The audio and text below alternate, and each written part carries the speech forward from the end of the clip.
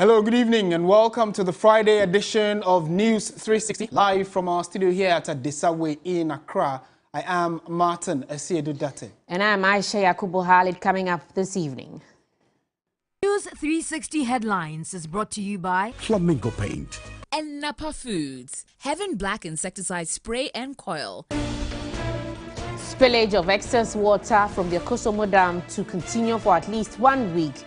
Communities downstream the Volta Lake should brace themselves after the 29-day exercise.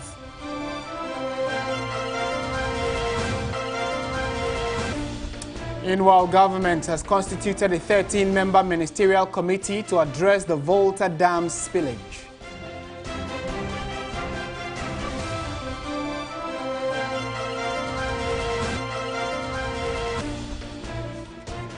More than 100 male students of Sims Senior High School in Ashanti region displaced as Far Guards dormitory block.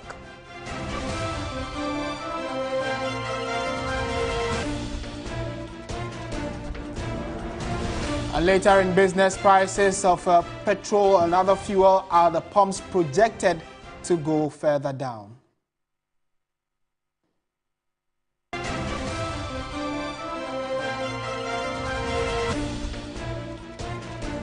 On the international front, about 1.1 million civilians fleeing northern Gaza after Israeli warning.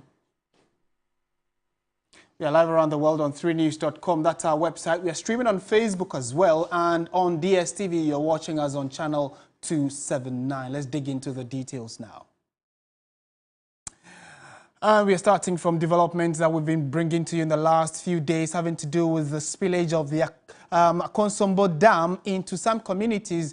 Many people have become stranded. Now, communities downstream the Volta Lake should brace themselves as the spilling of excess water from the Akosombo Dam and Pond dams will continue for at least 1 more week. The Deputy Chief Executive of the Volta River Authority tells TV3 that the dam is still receiving more water from upstream and is at risk of breaking if the spillage is stopped now. Communities downstream the Akosombo and Pong dams have been flooded following the second stage spillage of the 2 dams used to generate about a third of the country's electricity supply. The Volta River Authority, VRA, started the controlled spillage of both dams in the eastern region from September 15 following excess water in both reservoirs due to appreciable levels of rainfall. The spillage has affected almost all the communities along the lower Volta Basin, including Tefle, Vume, Sokboy and Sogakope, while other settlements including Alikekope, Agome and Agbave have been wiped out. Property running into millions of cedis have been destroyed, thousands of residents displaced, and widespread power cuts in affected communities. Roads have been cut off, leaving commuters stranded, with others resorting to the use of canoes. Notable hospitality and tourism facilities have been affected by the floods. The Great Kosab station in Vume Fievie at Sogakope in the Volta region has been inundated, leading to the shutting down of the station.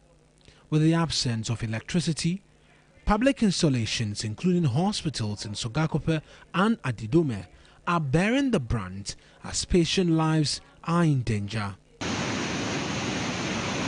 The maximum level of water in the Akosombo Dam should be 276 feet. As of Thursday, October 12, the water level in the dam was 276.92 feet or 84.405 meters.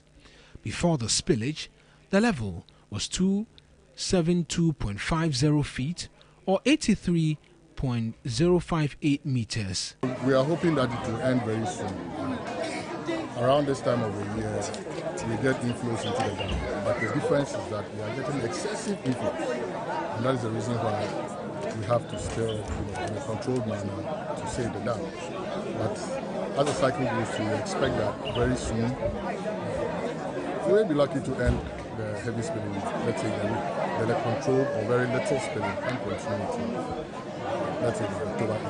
So if we say in a week, Does it start counting from today, which means that spilling of the water will end next week Friday? Is that what you mean? Yes, exactly so. It's a continuous thing that we are monitoring. The last time excess water was spilled from the dam was in 2010. All the tributaries feeding the lake are being monitored. The inflows are being monitored. The level of rise of the reservoir is also being monitored. And we know how much is rising overnight.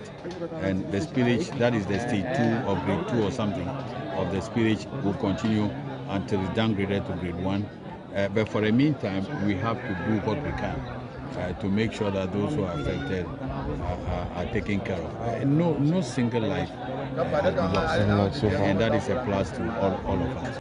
Some residents fear the lower Volta Bridge, which spans the Volta River at Sogakope, could be damaged due to the floodwaters. The authority, in collaboration with the National Disaster Management Organization, NADMO, are evacuating some of the residents of the affected communities to higher grounds, the designated safe havens.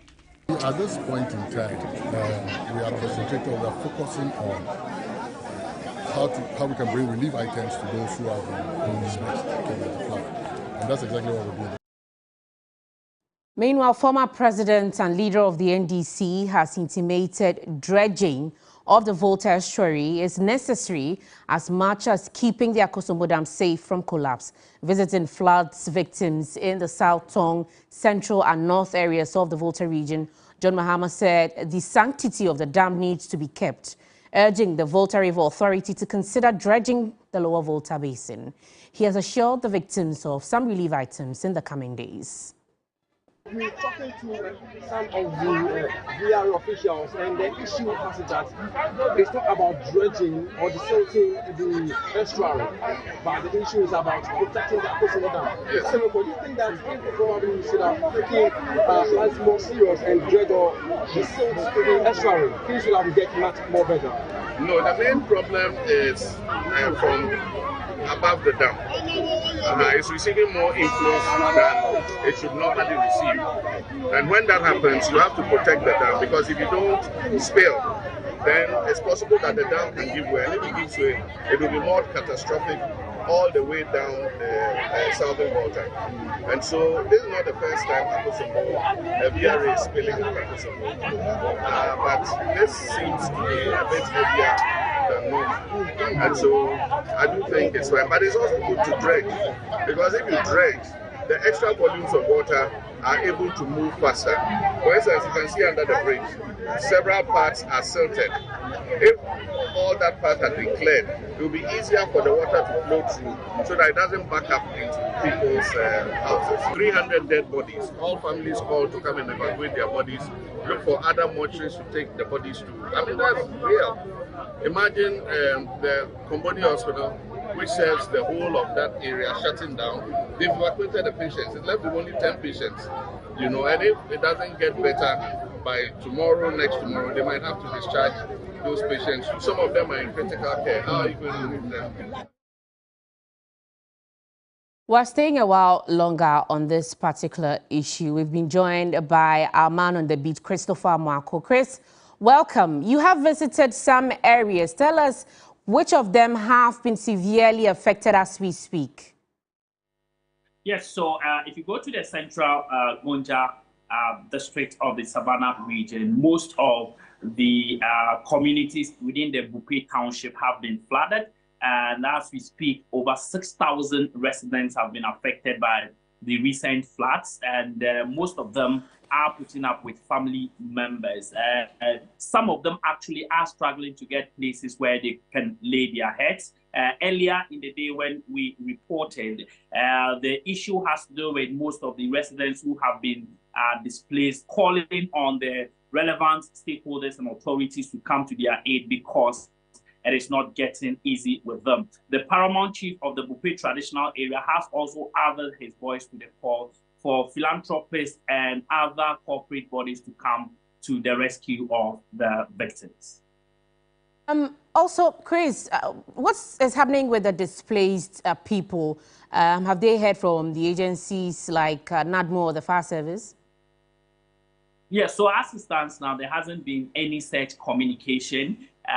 It is the impact assessment level that is currently ongoing. And for NADMO, they are hopeful that they will get some relief items for these victims. Their only worry is that it's not only this part of the country that this disaster has hit. It has also hit other parts of the country, but they are hopeful that NADMO will be able to gather resources to come to their aid. Mind the former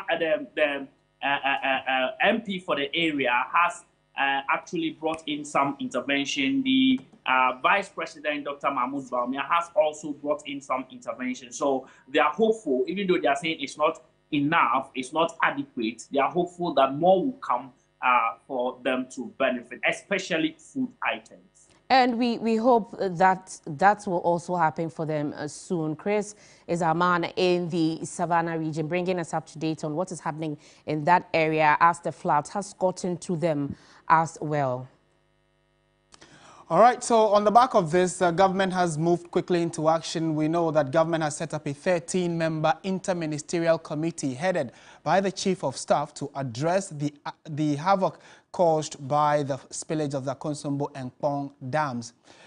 The statement issued by the Information Minister explains that the move was taken upon the instruction of President Nana Addo Dankwa Akufo-Addo. They will also be working to coordinate government's response to the unfortunate flooding which has affected hundreds of people in parts of the Volta and Eastern region. So on your screens are the members of the 13-member committee.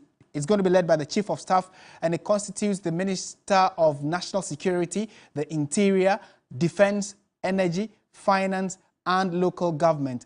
The rest of the list, or those that make up the committee, are the Ministers of Works and Housing, Roads and Highways, the Environment, Sanitation, and of course the Ministry of Information. And then finally, we have the Minister for Lands and Natural Resources. So all of these ministers are supposed to immediately get to work to see what response government can be given to the affected communities, which we hear has gone into about 3 or 4 different regions, not just the Volta region, but Eastern, Greater Accra, and now we are getting reports that Savannah and parts of the Northern region are also being affected by the spillage. Well, Martin, from one unfortunate incident to another, students of Sims Senior High School in the Kwabre East municipality of the Ashanti region have been displaced following a fire that swept through the boys' dormitory block. The incident occurred around 11 a.m. Friday, October 13, when students were in class. No casualty was reported, by 3 out of the 4 rooms at the top floor of the 1-story dormitory block were totally burnt. Each room is said to accommodate 42 students. Fire service personnel arrived at the scene in less than 5 minutes, but the fire had quickly spread by then. The firefighters, however, managed to prevent it from spreading to one room at the top floor and the other 4 rooms on the ground floor. For now, the displaced students would have to patch with friends in another dormitory while school authorities consider the next line of action. The Kwabre East Fire Command has begun investigation to establish the cause of the fire.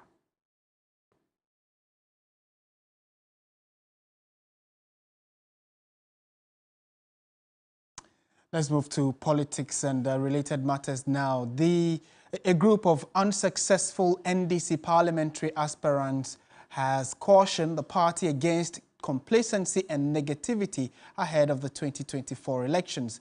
At an event to inaugurate the caucus, the aspirants urged the party to stay focused and not forget the dynamics of politics which affect the outcome of elections.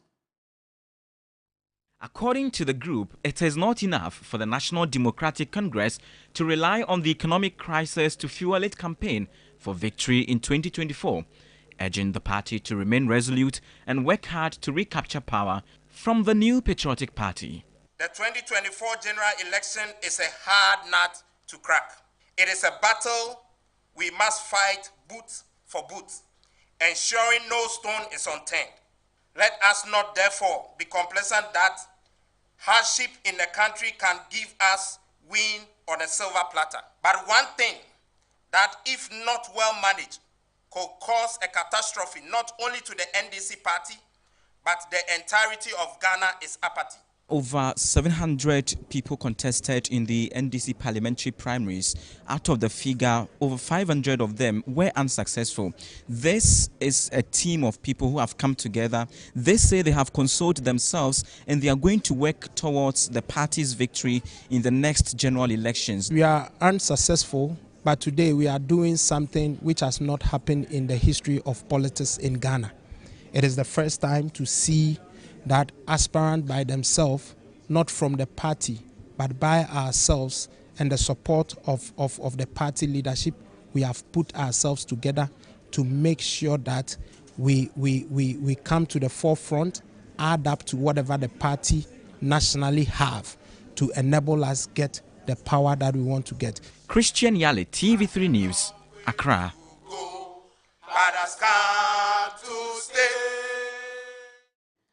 And now the majority leader in Parliament, Osei Mensah Bonsu, says the time period for the election of a flag bearer of the party has been too expansive.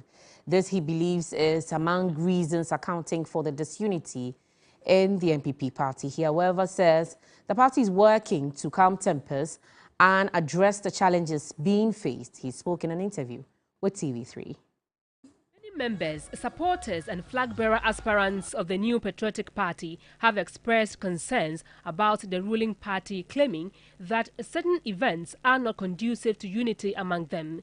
The alleged disunity, which some have attributed to intimidation and manipulation, led to the resignation of a founding member, Alan Kojo Matin, who has decided to contest as an independent presidential candidate in the 2024 election. The majority leader in Parliament, Osei Mensah Bonsu, said the long wait for the flag-bearer race could be one of the reasons for the negative happenings in the ruling party. The program to elect the flag-bearer has been too expansive. I mean, it's been made to span over a very long time. Of course, I never imagined that we were going to go this way, but some of us were arguing that this whole thing ought to have held earlier, and the time span also ought to have been shortened. But we are in a democratic party. You may float an idea. If the majority think otherwise, the majority will have their way. So we are where we are. But I think I must admit that is shaking the party a bit. He, however, says the party's leadership is working to tackle the challenges and believes the party will soon come out stronger. I believe that we'll pull through. The chairman of the Council of Elders called, and I wanted us to have an emergency meeting involving component parts of the upper echelons of the party, the Council of Elders.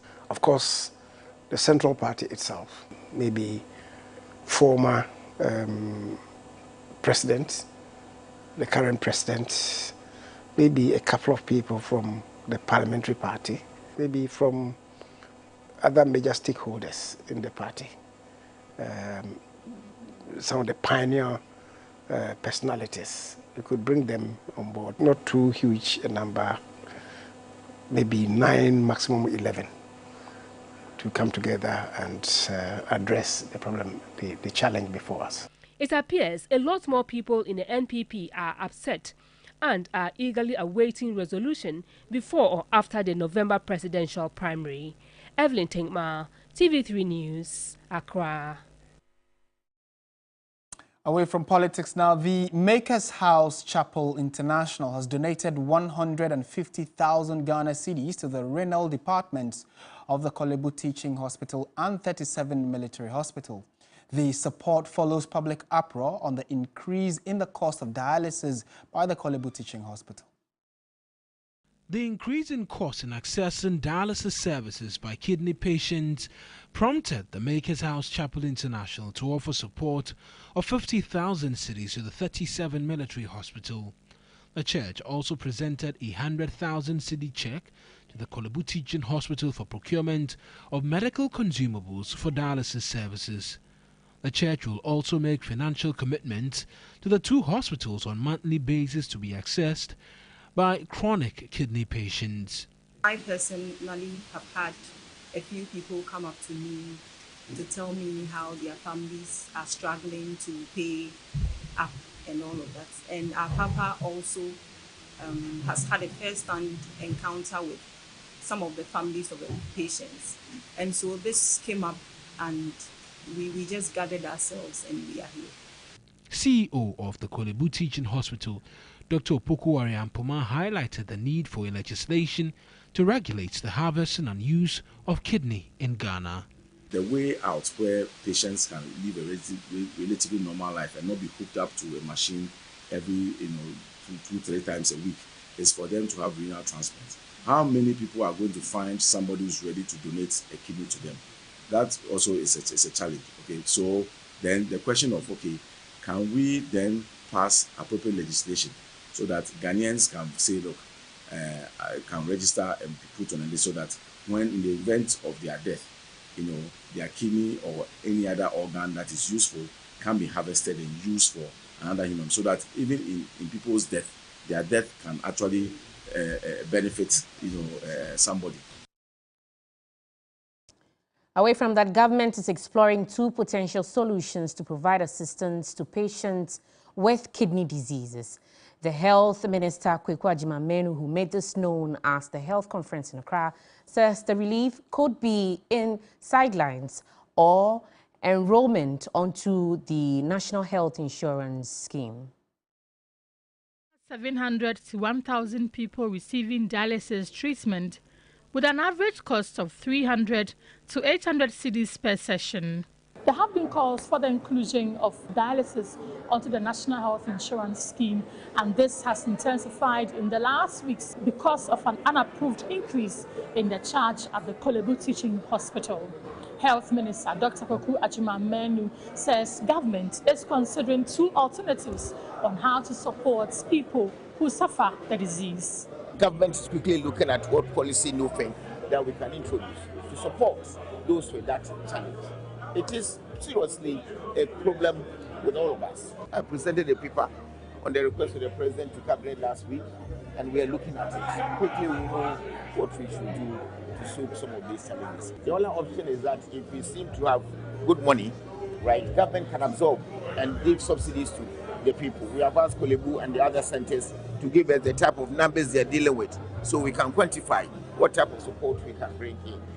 Ghana has committed to ensuring timely access to high-quality health services by 2023, but the World Health Organization suggests that the country needs to boost its health sector investment. As we approach 2030, greater political will and concerted action is needed to accelerate expansion of service access and reverse the worsening trend of financial hardship. We need to scale up coverage of social protection mechanisms for people. It also requires taking action on the broader drivers of financial hardship, such as improving access to affordable medicines and health products, and improving care for the elderly. Over 100 delegates are in Accra to discuss financial barriers and provide risk protection for various health schemes in Africa. Lifebuoy, one of the flagship products by Unilever Ghana, has held an event to mark the International Hand Washing Day. The event was to reaffirm Lifebuoy's efficacy to kill germs and promote good skincare. Lifebuoy launched H for Hand Washing campaign last year, combining education and entertainment to encourage habitual hand washing among children, with selected ambassadors championing the cause. Category manager in charge of skin cleansing, Frederick Asari, is optimistic about the campaign's success in achieving its set targets. See that the kids understand what H stands for. The kids know what Lifebuoy has done over the years, and the kids support the cause of Lifebuoy over these years. And so H for Hand Washing has come to stay in schools, and H for Hand Washing will continue to be our theme as we drive behavioral change in Ghana. Director General of Administration at the Ministry of Sanitation and Water Resources, Patricia Dovi-Sampson, emphasized the vital role of hand washing in personal safety. Engaging schools and communities in planning and implementing wash interventions is one of the most cost-effective approaches which could therefore lead to sustained services. It also instills a strong sense of commitment, ownership, and empowerment amongst community members, enabling them to take the lead in driving initiatives aimed at enhancing their own health. Lifebuoy is the preferred soap product due to its ability to kill 99.9% of germs. This is News 360. We have some more news right after the break. Stay with us, please.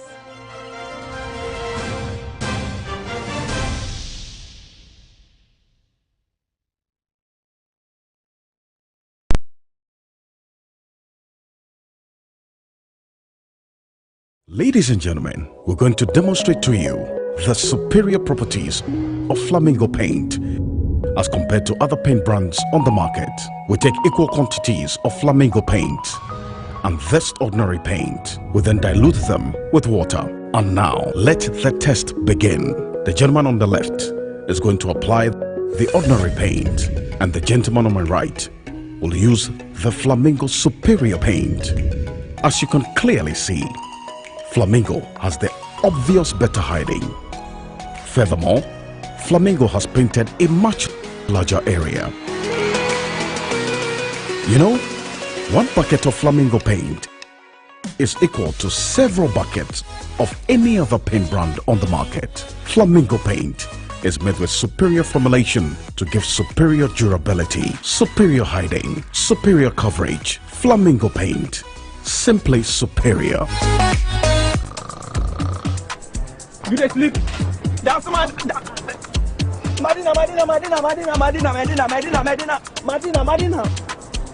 Sentuntum say wunna ma deju me ma wonsa.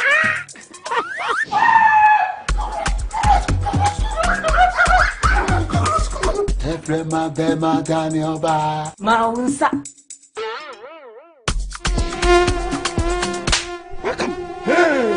Sentuntum ma boasumuda ma wonsa. That shall not slap. Having black mosquito quail.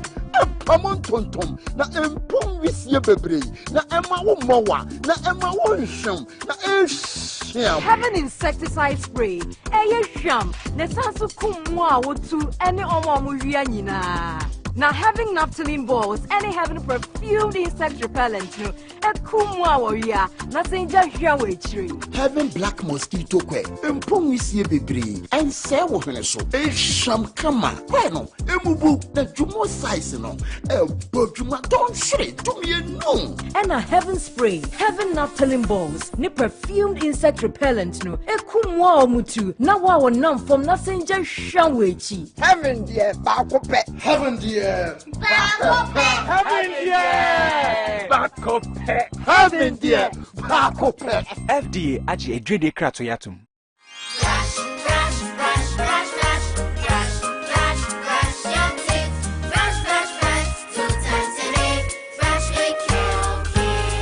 Hello, my friends. My name is Calkit Toothpaste. Wow. I was made to be gentle on your gum, but protected.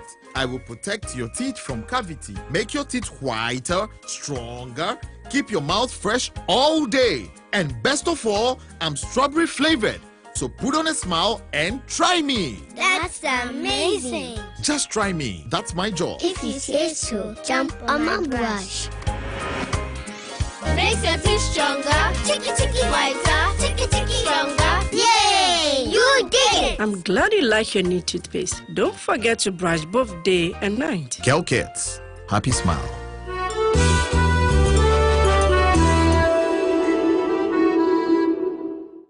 Choose Sukasa for the highest quality, luxurious townhouses in East Lagoon Hills. 2, 3, and 4 bedroom in a gated community starting at $40,000 in Accra, Ghana. Sukasa, building on trust.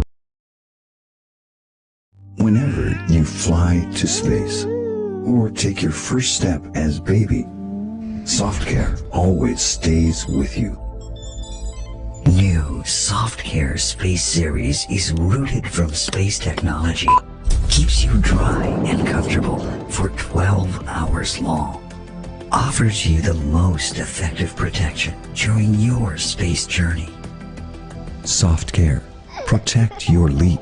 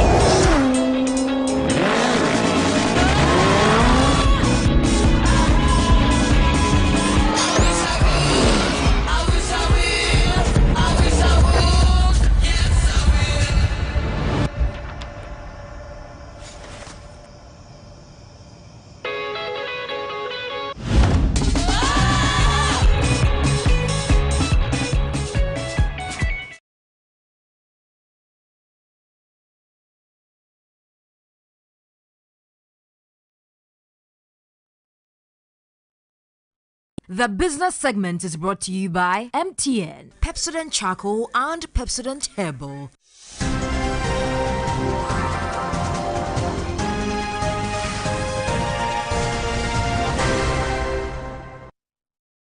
Welcome back. It's now time for business. Michael Obodu, you have some good news for us. Exactly. Fuel prices are expected to... Is it good or, half good? Any little drops of water make a mighty ocean, they say. We'll take it. Sure thing. All right, then. Good evening. Welcome to the business segment here on News 360. My name is Michael Obodu. Straight into our first story, as fuel prices in Ghana are expected to drop in the second pricing window of October, according to projections by the Chamber of Petroleum Consumers Ghana, COPEC.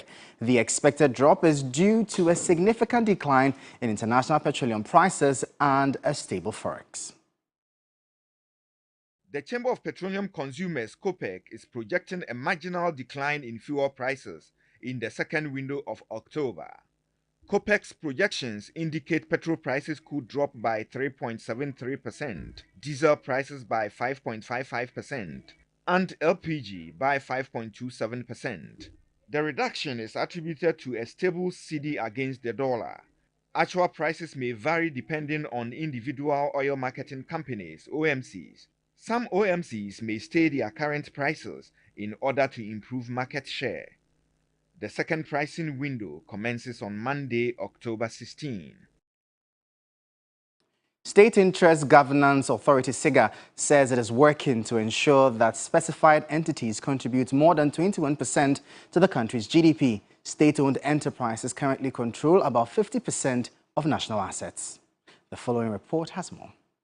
According to records of the Controller and Accountant General's Department, the inclusion of the financial accounts of 47 entities into the national accounts has improved to about 21% contribution to GDP. Speaking to 3 Business at a league table organized for public enterprises by his outfit, Director General of SIGA, Edward Boateng, indicated plans are underway to ensure that public institutions perform even better to contribute more to socio-economic development. This year, according to the Controller Accountant General, they're doing 21%, so it's gone up. For them to move from 5% in 2017 to 21% in 2023 is a major achievement. They can do better. For his part, Minister of State Enterprises Joseph Kujo noted the ministry is reducing corruption among public institutions to the barest minimum through what he describes as an open book policy. In the past, up to 2016, in the space of over 100 enterprises, only 6 prepared audited accounts. Do you know what it means in terms of corruption? Some companies have not prepared accounts for almost 10 years. Do you know what it means in terms of corruption? So, open book.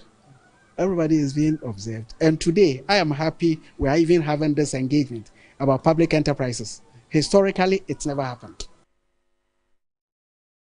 The financial analyst Patrick Abankwaba has praised Ghana for securing the 4th position on the list of African countries receiving remittances. However, Mr. Abankwaba emphasizes the importance of reconciling the disparities between the figures in the Bank of Ghana's balance of payments records and the actual reported values. According to a recent World Bank report, Ghana has emerged as the 4th highest recipient of remittances on the continent, with a substantial $4.7 billion inflows in 2022. The primary recipients of remittances in the region include Egypt, leading with an inflow of $28.3 billion, followed by Nigeria at $20.1 billion and Morocco with $11.2 billion. Now, Patrick Barr, a financial analyst, underscores the potential benefits that Ghana can derive from these positive figures.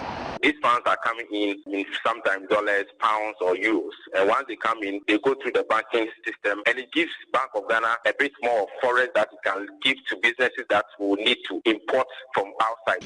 However, despite the encouraging data, and the Republic of Ghana have jointly announced an agreement to facilitate travel for ordinary passport holders.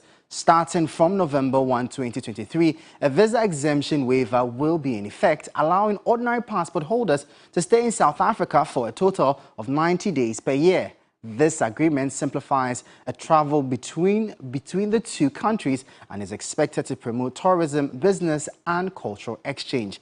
Travelers from Ghana to South Africa will be allowed to stay in South Africa without a visa for a period of 90 days within a year. That'll be all for the business segment here on News 360. For more business stories, please visit our website, 3news.com. My name is Michael Obodu. Thank you for watching. As always, stay safe. Up next is sports.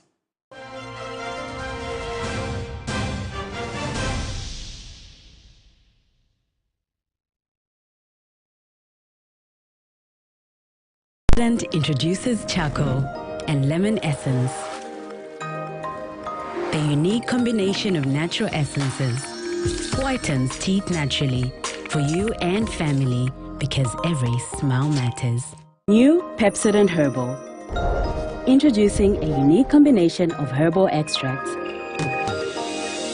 in an antibacterial toothpaste for strong teeth and healthy gums that protects your family and you. Every smile matters.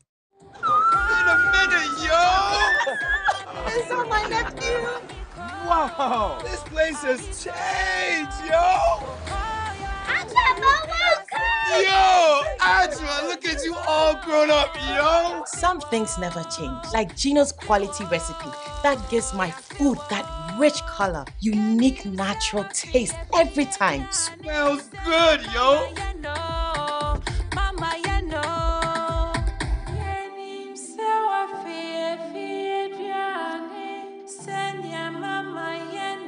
Hey, sister, we the wap Ponsano and Casa, just like I remember. Uncle Bo, hurry up and let's open the suitcase. Ajua, chai, na me shrink quite far. Best jollof I've ever eaten. Wow, this is real jollof, mommy. Gino dear, Emma Adriana de Ankasa. Say Gino dear, fie. It's delicious, yo. This advert is FDA approved. Are you tired of struggling with bad financial situations?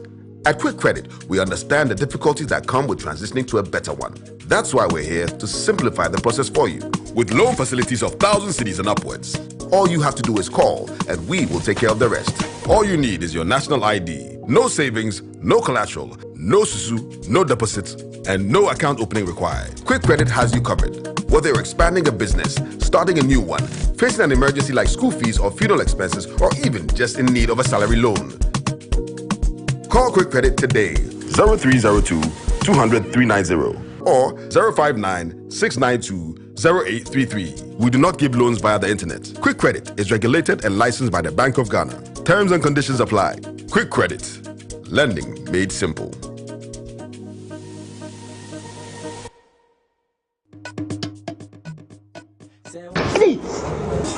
Master, I have told you to use Kojak quality oral care products like the Kojak charcoal toothpaste for strong teeth. Give me the meat. Sis, that guy. Ajay, my teeth. Sis, haven't you heard of Kojak P&F toothpaste and their mouthwash? Right after here, get one for yourself. It helps fight sensitive teeth just like you're experiencing. Hey, sis. Yes.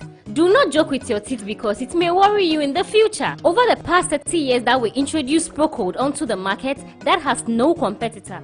We have again introduced Kojak Oral Care onto the market with the same high quality standard like Kojak Charcoal Toothpaste that makes your teeth whiter and stronger.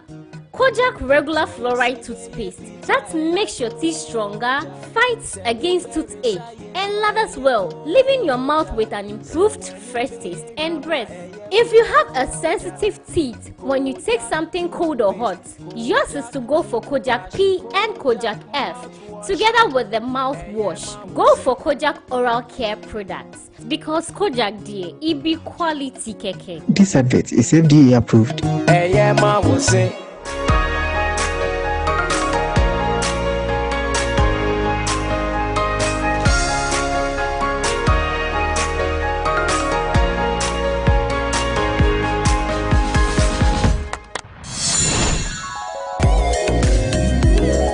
Every solution is the right one. Pick the right solution with Vodafone One Business, your all-in-one solutions package for all your business's communication needs. Call 050-777-9000 or email sme@vodafone.com today.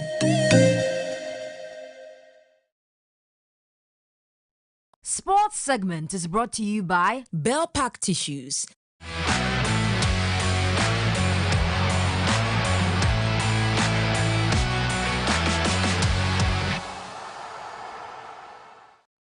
Welcome back to News 360. Time now for sports. Yafo Sulabe is with us. What's going on, man? Well, so we have one special story from Ivory Coast, and then also the Ghana-USA game is in a few hours. And so that around what time are we looking at? We're looking around 2 a.m. Yeah, and in the early hours. Yeah. The early hours of tomorrow. And so, because of time difference. Right? Yeah, because of time difference. Cry, baby. But it should be really enjoyable. Let's get into the sports news this evening here on News 360. And Ghana and Ivory Coast share a border and our West African neighbors. My colleague, Ore Kwampofo, who attended the 2023 AFCON draw, tells a story of the connection between the two countries that transcends football. You step out of the airport in Abidjan, one of the first things you see is Akwaba, a tree word that means welcome, boldly accompanying the 2023 Africa Cup of Nations board. Akwaba is literally everywhere in town, from banners to billboards to hotels. For a second, you might think that you are in Ghana. Migration from Ghana to Ivory Coast dates back to the early 13th century, which saw thousands of people move for various factors such as trade, Islam, gold mines, agricultural activities, wars, etc. Just like Ghana, Akan is the largest ethnic group in Ivory Coast, with a population of approximately 8 million. The Bono, Baoulé, the Ache, the Ani, the Asante, and the Aoen are all Akan people. This is why the local organizing committee, in conjunction with the government of Ivory Coast and CAF, named the official 2023 AFCON mascot as Akwaba. The official tournament anthem by Magic System, Yemi Alade, and Mohamed Ramadan is also titled Akwaba.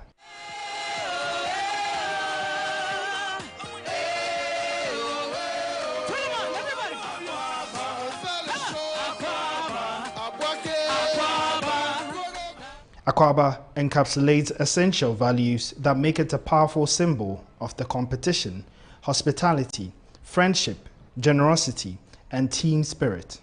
Next January, 23 other African countries will troop into Ivory Coast for the 34th edition of the Africa Cup of Nations. But for Ghana, this place will feel like home. Ore Kwampofo reporting for 3 Sports from Abidjan, Ivory Coast. That's Ore Kwampofo there. Now, in a few hours, Ghana will take on Mexico in the friendly game in Charlotte in the United States of America as they prepare for the 2026 World Cup qualifiers and the 2023 AFCON. Thierry Nyan is currently in the United States ahead of Ghana's game against Mexico and has filed this report. In this magnificent stadium, Ghana will take on Mexico on Saturday in an international friendly as the first of 2 friendlies in the United States of America. Now, 19 players arrived in Charlotte to begin preparation for the forthcoming international friendlies against Mexico and the USA later on Tuesday. The likes of Richard Ofori, Lawrence Atizigi, Alidu Seidu, Gideon Mensah, Joseph Edu, Joseph Pinto, Salih Samet, Antoine Semenyo, Enes Niama, Jordan Ayew, Inaki Williams, Mohamed Kudus, and Thomas Partey are among the players here. Now, there have been a total of 3 matches between Ghana and Mexico. Mexico winning all 3 with no draws or losses against the Black Stars. That's a good record. The last time against Mexico was on June 28, 2017. For those who remember, the Black Stars lost by a 1-0 via penalty scored by Hernandez Elia. But out of the total collapse by Chris Hughting, 4 pulled out injured, and the likes of Tariq Lamptey, Alexander Djiku, Daniel Amate, and Osman Bukari. The quartet have been replaced by Kingsley Schindler, Jerome Opoku, and Stefan Ambrosius. But that's good news, of course, because Mohamed Kudus, Starboy, and Jerome Opoku are the latest arrivals in camp ahead of Ghana's friendlies against Mexico and the United States of America. The match kicks off at 8:30 p.m. Eastern Time. But if you want to keep up with the live updates, then you have to stay awake at 12:30 a.m. midnight in Ghana. My name is Thierry Nyan, reporting for 3 Sports from Charlotte, North Carolina, USA. All right, so that's, the game is tonight, 12:30 a.m. You might want to stay up and catch a glimpse of that. Now, Egyptian journalist Amir Fahmy has revealed that the Pharaohs are currently in transition and expect a tough contest when the North African side take on Ghana at the 2023 AFCON. Ghana in Group B alongside Egypt, Cape Verde and Mozambique. Actually, it's a transitional period for the Pharaohs. Because since the arrival of Rui Vitória as coach, Egypt has been adopting an offensive style of play. It's completely different from, let's say, the more defensive style that Egypt implemented for years, especially under Hector Cooper from 2015 to 2018. So it's all different right now, and I believe that this new approach might need some time. But as you know, Egypt have a tradition in AFCON, and over the past 3 editions, the Pharaohs reached the final twice, even though they lost it at the end. But there is hunger, there is the pressure to bring the AFCON back to Egypt. Well, that's Amir Fahmy there speaking about Egypt and as they take on Ghana in the next edition of the Africa Cup of Nations. My name is Yao Fusulabi. That's all the sports, entertainment news and international. We'll follow after the break.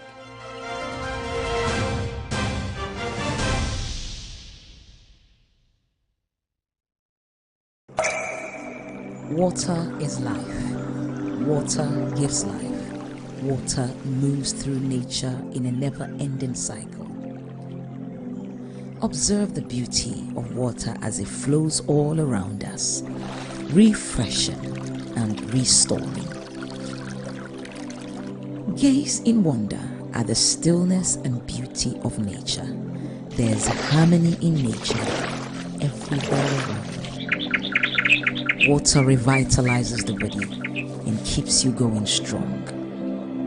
Water is life. Water gives life. Drink Awake Purified Drinking Water.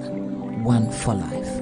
So relax and unwind, and in the calmness of nature, find the rest you desire.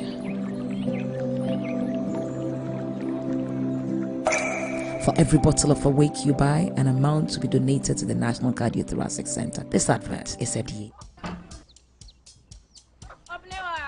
Mommy!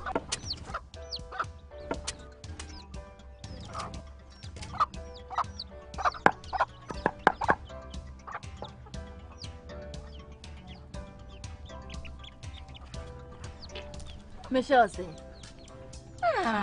fe.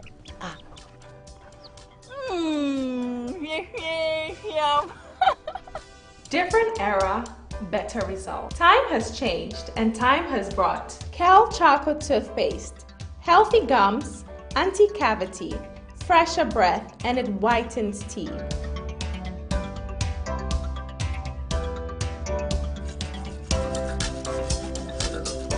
Kel Charcoal Toothpaste.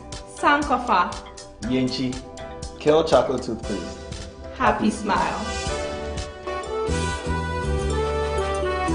This advert is FDA approved.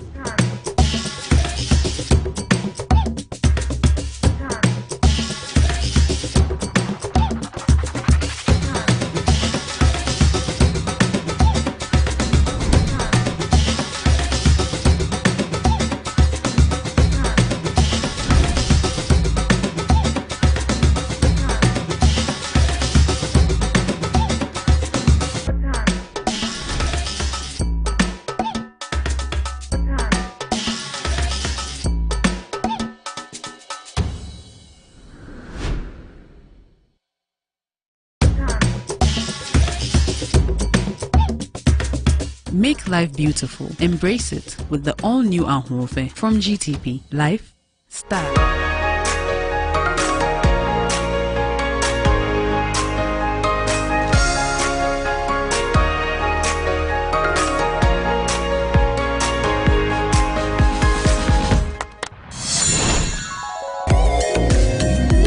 Not every solution is the right one. Pick the right solution with Vodafone One Business, your all-in-one solutions package for all your business's communication needs. Call 050-777-9000 or email sme@vodafone.com today.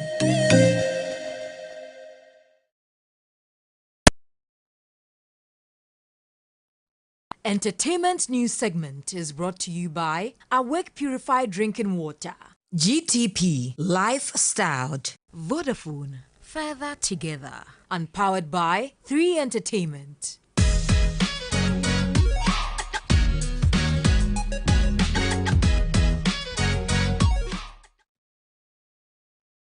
It's now time for entertainment. Anita is here. Anita, Kwame Eugene is in the news. Yes, of course. Weeks back, there was this issue with Mr. Drew regarding songwriting issues. Now they've settled it. Oh. He has some 50% in there now. That's great news. The beef. He wanted the beef to continue. Yeah. Well, he's looking at the money, so. Okay. All right. My name is Anita Ekia Ekufu, and rockstar Kwame Eugene has revealed that he now owns 50% of Mr. Drew's hit song Case featuring Mufti. And speaking on 3 Entertainment Spaces, he also added that songwriting is a big business people have to pay attention to. The thing he did on social media, he did it out of pride because right after doing that, he had to DM me and say that, Charlie, you know, saying, yeah, so I beg you, send me or this thing, let me sign. And I have 50% of whatever he's taking now. So I don't care how he had to come and present it out there for it to look like I didn't write it. Why do I have 50% now? You understand? So, I mean, he was just, I think he did it out of pride. Because he is it, I'm trying to get this thing across for some time now. I've been trying for people to understand that if someone writes for you, it's not a big deal. Michael Jackson, music was written for him.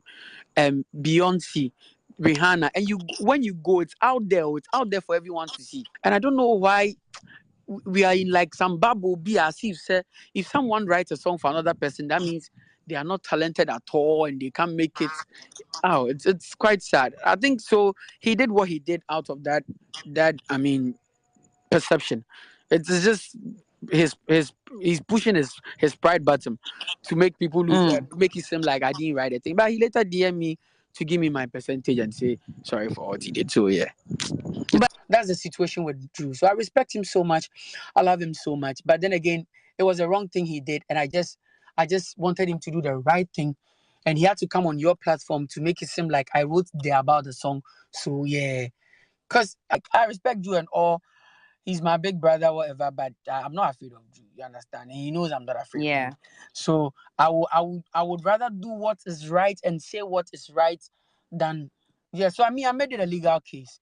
Legal case, and all of a sudden, he had to come and give me my share, and I respect that so much from him, and that's it. Like, would you still write for Mr. Drew? Oh, any day. Me, Charlie, I'm... All right, so away from that, all roads lead to the Aviation Social Center this Saturday, October 14, for TV3 Schools Connect and Kitchen Wars Grand Finale. Achimota Senior High School, Tamale Senior High School, Tema Senior High School, and the Holy Child Senior High School will battle it out for culinary supremacy. Which school will be crowned the champions of the kitchen? TV3 Schools Connect is the ultimate fusion of food, music, sports, and entertainment. So save the date. Don't miss the grand finale of TV3 Schools Connect and Kitchen Wars Grand Finale. The date is tomorrow, Saturday, October 14, and the venue is Aviation Social Center.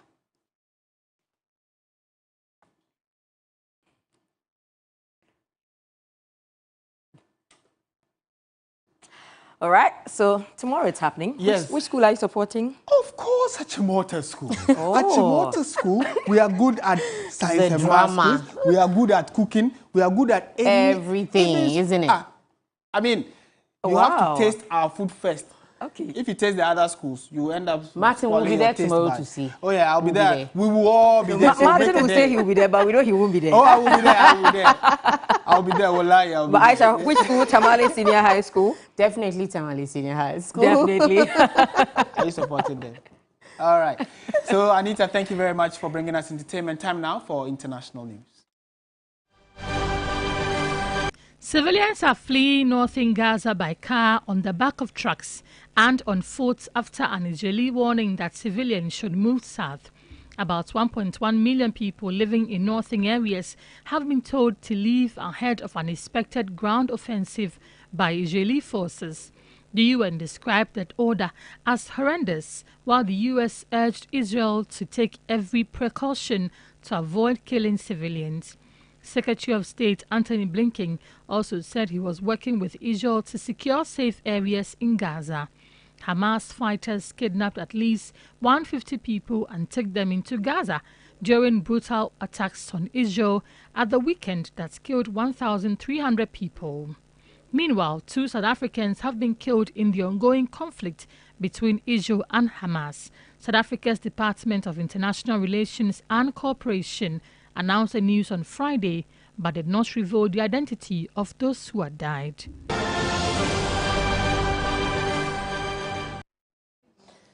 There's more international news on 3news.com, as well as all of the stories we've shared with you here tonight. My name is Aisha Yakubu Khalid. And my name is Martin Nasiedu Date. Ghana Tonight will come your way at 10 p.m. with Alfredo Kanse. Do join the team there. And from the rest of us, thank you for spending the last hour with us. Have a good evening.